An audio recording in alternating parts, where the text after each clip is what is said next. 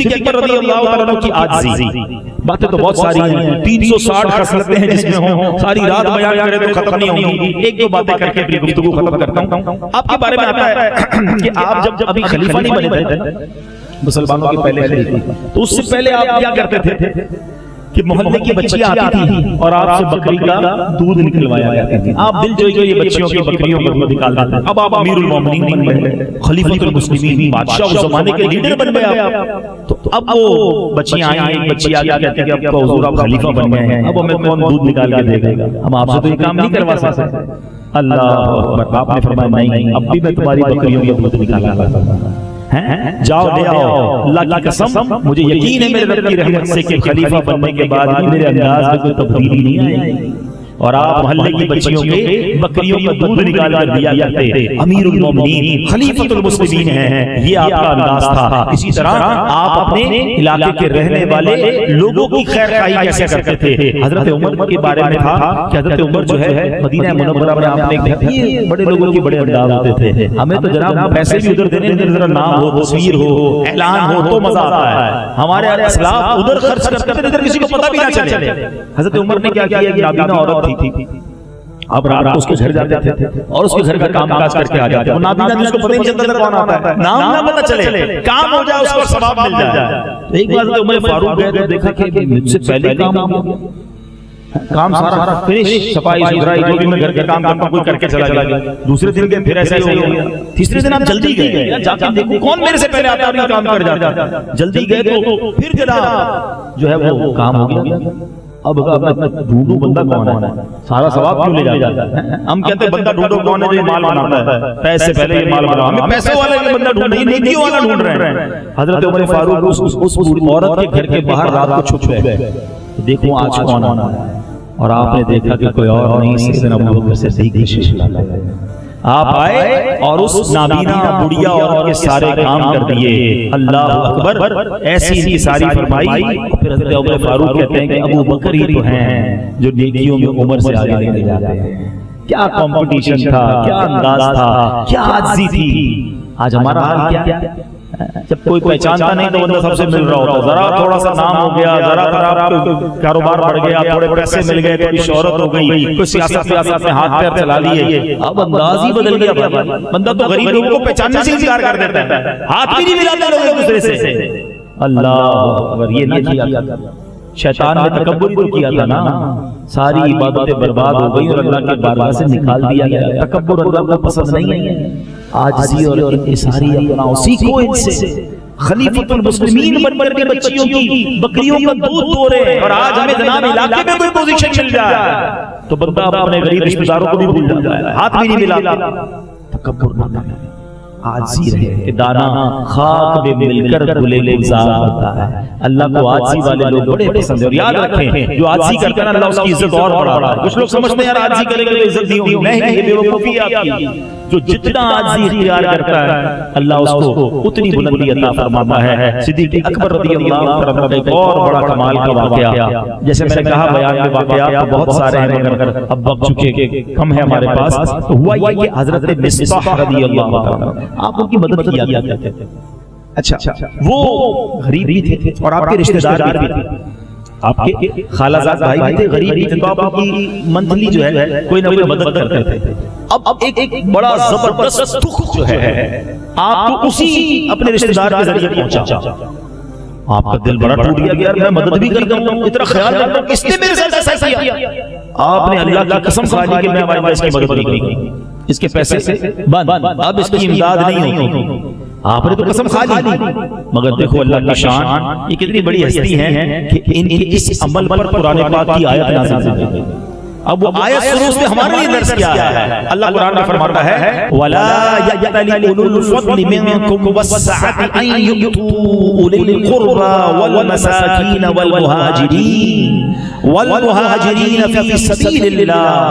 اللہ فرماتا ہے قسم نہ کھائیں وہ جو تم میں فضیلت والے اور گنجائش والے ہیں، قرابت والوں اور مسکینوں اور اللہ کی راہ میں ہجرت کرنے والوں کو دینے کی، یعنی ایسے کام نہ کرو، ایسے قسم نہ کھاؤ، مگر اس آیت کے پہلے حصے میں صدیق اکبر کی شان کیسی بیان ہوئی کہ اللہ نے فرمایا اولو الفضل، تم میں فضیلت والے کون ہیں؟ حضرت صدیق اکبر ہیں۔ اللہ ان کی شان بیان کر رہا ہے، ان کاموں کی قسم نہ کھاؤ۔ تو سیکھنے کو یہ ملا کہ اگر انسان زندگی میں کوئی غلط کام کی قسم کھا لے تو قسم پوری نہیں کرنی ہے، قسم توڑیں، اس کا کفارہ دے، وہ غلط کام نہ کریں۔ مثال کے طور پر معاذ اللہ کوئی قسم کھا لے میں نماز نہیں پڑھوں تو وہ کہہ یار اس لیے نماز نہیں پڑھ رہا قسم کھائی ہے، نہیں بھائی قسم توڑو، نماز کو ضروری ہے۔ میں فلاں سے جناب رشتہ داری ختم کر رہا ہوں، کوئی شرعی مسئلہ نہیں پھر بھی ختم کر رہا ہوں، قسم کھانی قسم توڑنی پڑے گی، غلط کام نہیں کرنا پڑے گا۔ تو ایک بات تو یہ سیکھنے کو ملی۔ اب ذرا آیت کا اگلا حصہ دیکھو، یہ سمجھ لو میرے بیان کا عطر بھی ہے اور یہی میرے بیان کا آج کا پیغام بھی ہے۔ اللہ فرماتا کیا ہے؟ وَلْيَعْفُوا وَلْيَصْفَحُوا، اب فرمایا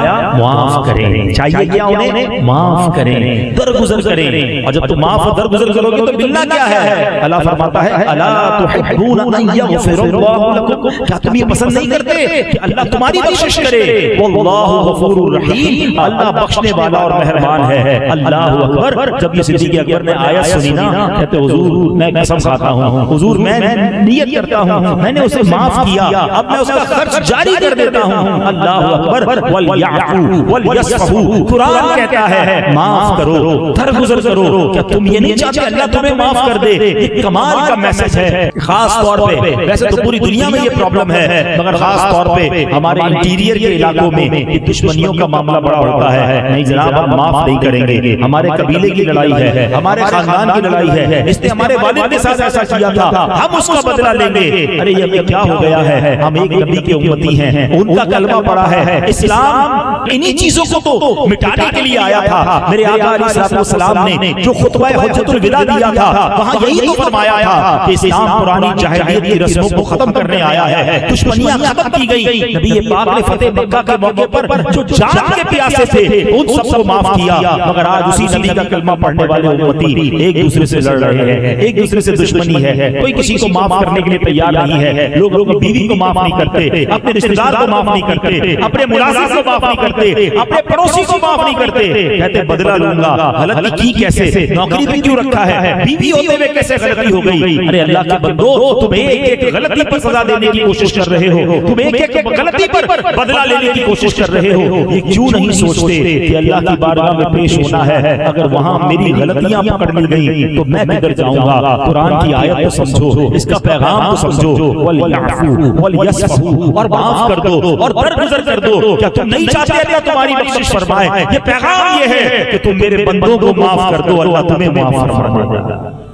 آج یہ پیغام لے کر آیا ہوں، محبت کا پیغام لے کر آیا ہوں، ہاتھ جوڑ رہا ہوں آپ کے آگے کہ دشمنی کی آگ سے نکل آؤ، اپنے رشتہ داروں کو، اپنے دوستوں کو، اپنے گھر والوں کو، بلکہ تمام مسلمانوں کو معاف کر دو۔ یہ چھوٹی چھوٹی لڑائیاں ہمارے خاندان برباد کر چکے ہیں۔ ارے میاں بیوی میں لڑائی ہوتی ہے، جدائی ہو جاتی ہے، اب دونوں اپنے گھر پہ بیٹھے ہیں، اچھا یاد بھی ایک دوسرے کی آ رہی ہے، مگر کہتے کیا ہے؟ میں کیوں معاف کروں؟ وہ آ کر معافی مانگے، جب معافی مانگے گی تو میں اس کو لے کر آؤں گا۔ اچھا جناب وہ یہ کہتی ہے کہ یہ معافی مانگے، دو دوستوں میں لڑائی ہے تو کہتے وہ معافی مانگے پھر دوستی ہوگی، تو رشتہ دار دور بیٹھے ہیں سب یہ کہہ رہے ہیں وہ معافی مانگے۔ ارے قرآن کہتا ہے وَلْيَعْفُوا وَلْيَصْفَحُوا، تم معاف کر دو نا، تم درگزر کر دو، اللہ تمہیں بخش دے گا۔ تو آؤ آج آگے بڑھ کر ہم معاف کرنے کا اعلان کرتے ہیں، ہم اس دوستی کو، ہم اس رشتہ داری کو جوڑ لیں اور اب نیت کر لو کہ بدلہ نہیں لینا، اب دشمنی نہیں نبھانی ہے، کیونکہ یہ خیال رکھنا کہ مجھے اور آپ کو اللہ کی بارگاہ میں پیش ہونا ہے۔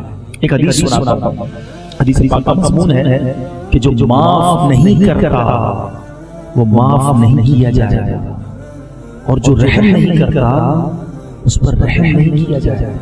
اب آپ فیصلہ کر لو، آپ نہیں معاف کرتے، نہیں میں کیسے معاف کروں؟ میں سردار ہوں، میں علاقے کا بڑا ہوں، میں معاف کیسے کروں؟ میں تو بدلہ لوں گا، میں ریونج لوں گا۔ ٹھیک ہے نہ کرو، اب قیامت کے دن اگر تمہیں معاف نہ کیا گیا، ہماری غلطیاں تھوڑی، ہماری تو غلطیاں ہیں کہ ہم کاؤنٹ بھی نہیں کر سکتے، پتہ ہی نہیں ہے کتنے گناہ ہیں، ایک ایک گناہ پر پکڑ لیا گیا تو کدھر جائیں گے؟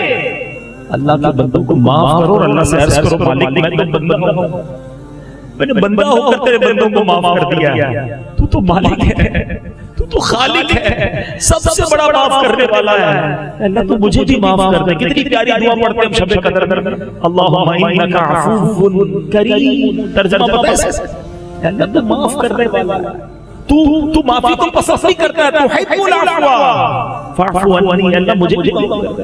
اللہ سے کہہ رہے اللہ مجھے معاف کر دے، خود کسی کو معاف کرنے کے لیے تیار نہیں۔ یہ کیسی دعا ہے؟ مزہ یہ ہے پہلے آپ کو معاف کرو نا، پھر اللہ سے عرض کرو اللہ میں نے تو معاف کر دیا، اب تو بھی معاف کر دے، انشاءاللہ وہ کریم ہے، ضرور معاف فرمائے۔ مگر دلوں میں بغض ہے، کینہ ہے، دشمنی ہے، لڑائی ہے، ہر بات پہ گالی گلوچ، ہاتھ اٹھانا، ملازم کو دبا لیتے ہیں، بیوی کو دبا لیتے ہیں، قریب رشتہ دار کو دبا لیتے ہیں، وہ کچھ نہیں کر سکتا۔ ایک بات یاد رکھنا، لوگ کہتے ہیں میرا کوئی کچھ نہیں بگاڑ سکتا، ارے آج تمہارا کوئی کچھ نہیں بگاڑ سکتا، مگر ایک دن آئے گا جب مظلوم کا ہاتھ ہوگا اور ظالم کا گریبان ہوگا اور اللہ مظلوم کے ساتھ ہوگا۔ ہاں پنجابی لوگ ایک بڑی پیاری بات کہتے ہیں، کہتے ہیں طاقتور سے نہیں ماڑے آدمی سے ڈرو۔ ہاں ہم کہتے ہیں یار یہ کمزور کیا کہتے ہیں، کمزور سے زیادہ ڈرو، کیونکہ کمزور کے پاس کوئی نہیں ہے بظاہر، مگر جب وہ ہاتھ اٹھائے گا نا تو یہ عرش تک صدا جاری ہے، اللہ کی رحمت اس کے ساتھ ہو گئی نا اور تم پر غضب آ گیا تو بنی بنائی بگڑ جائے گی۔ ہم نے دیکھا چلتے کاروبار تباہ ہو گئے، فیملی میں جناب حادثے ہو گئے، بندے کا سب چلا گیا، یہ کیسے گیا؟ کہیں کسی کا دل تو نہیں توڑ دیا تھا، کہیں کسی پر ظلم تو نہیں کیا تھا، کہ جب دل سے ہائی نکلتی ہے نا یہ جلا کے برباد کر دیتی ہے ظالم کو۔ نہ کیا کرو ظلم، نہ کیا کرو یہ روب، نہ کیا کرو یہ دشمنیاں۔ سیکھو صدیق اکبر رضی اللہ عنہ، ادھر قرآن کی آیت سنی، ادھر کہتے ہیں لبیک یا رسول اللہ، میں نے معاف کیا اس کو اور اس کا خرچ بھی جاری کر دیا۔ قرآن کی طرف یہ تو اعلان ہے اللہ کی طرف سے، معاف کر دو اللہ تمہیں معاف کر دے گا نا، ہمیں معافی نہیں چاہیے۔ آؤ آج سارے بھائی میرے نیت کر دو، ابھی بھی دل میں کسی کے لیے کچھ رکھا ہے بس اللہ کی رضا کے لیے معاف کرو، آج نیت کرو میں نے سب کو معاف کیا، آپ دشمنی نہیں کریں گے، ہاتھ اٹھاؤ انشاءاللہ۔ میں اللہ سے دعا کرتا ہوں اللہ اپنے بندے ہو کر میرے بندوں کو معاف کیا، کریم تو کریم ہے، تو رحیم ہے، تو معاف کرنے والا ہے، آج ہم سب کو معاف کر دے، ہمارے سارے گناہ معاف کر دے، ہمارے ماں باپ کو بھی معاف کر دے، معاف کر دیا کرو، نہ رکھا کرو دل میں، وہ کریم ضرور رحم فرمائے۔ اللہ کریم ہمیں دشمنیاں مٹانے والا بنانا ہے، محبتیں پھیلانے والا بنانا ہے اور جوڑنے والا بنائے، توڑنے والا نہ بنائے، اور یہی اسلام کا پیغام ہے، یہی صدیق اکبر کی سیرت سے مجھے اور آپ کو سیکھنا ہے۔ اور الحمدللہ آج کے دور میں ہماری دعوت اسلامی بھی ہمیں یہی سکھا رہی ہے، کیا بلوچی، کیا پٹھان، کیا سندھی، کیا میمن، کیا جناب گلگت بلتستان، کیا پاکستانی، کیا افریقہ والے، سارے سرکار کے امتی ہیں، ہم سب مل کر رہے ہیں زبان کی بنیاد پر، قبیلے کی بنیاد پر، ملک کی بنیاد پر، مسلمان تو بھائی بھائی ہیں، ہم کیسے ایک دوسرے کے بارے میں دشمنی رکھ سکتے ہیں؟ جس نبی کا کلمہ پڑھا ہم سب کو ملانے آئے ہیں اور انہی کے پرچم تلے قیامت کے دن ہمیں جمع ہونا ہے، ارے انہی کے پیچھے جانا ہے۔ اسلام تو وہ ہے کہ سہیل جو روم سے آئے تو سہیل رومی بن جاتے ہیں، افریقہ اور حبشہ سے آئے تو بلال حبشی بن جاتے ہیں، فارس سے آئے تو سلمان فارسی بن جاتے ہیں، اور یہ سب عرب والوں کے ساتھ رہ کر ایک فیملی کی طرح رہتے تھے۔ اسلام تو ملانے آیا ہے، ہم کیسے دوری کی بات کر سکتے ہیں؟ اللہ کرے کہ ہمارے دل بھی ایک ہو جائیں، محبتوں سے لبریز ہو جائیں۔ دیکھو غلطیاں ہوں گی، ہاں انسان ہے نا، ہم سب سے غلطیاں ہوں گی، مجھ سے بھی ہوں گی، آپ سے بھی ہوں گی، آپ کے ملازم سے بھی ہوں گی، آپ کے فیملی والوں سے بھی ہوں گی، جس سے بھی غلطی ہو معاف کر دو، بس اللہ کی رضا کے لیے دل بڑا رکھو اور اللہ سے کہتے رہا کرو اللہ میں نے معاف کیا، اب تو بھی معاف کر، کریم ہے، بڑا رحیم، وہ انشاءاللہ معاف کر دے گا۔ اللہ ہم سب کو معافی کے ساتھ، محبت کے ساتھ رہنے کی توفیق عطا فرمائے اور سیدنا صدیق اکبر رضی اللہ عنہ کی سیرت کا فیضان ہم سب کو نصیب فرمائے۔ دعوت اسلامی کے مدنی ماحول سے وابستہ رہے ہیں۔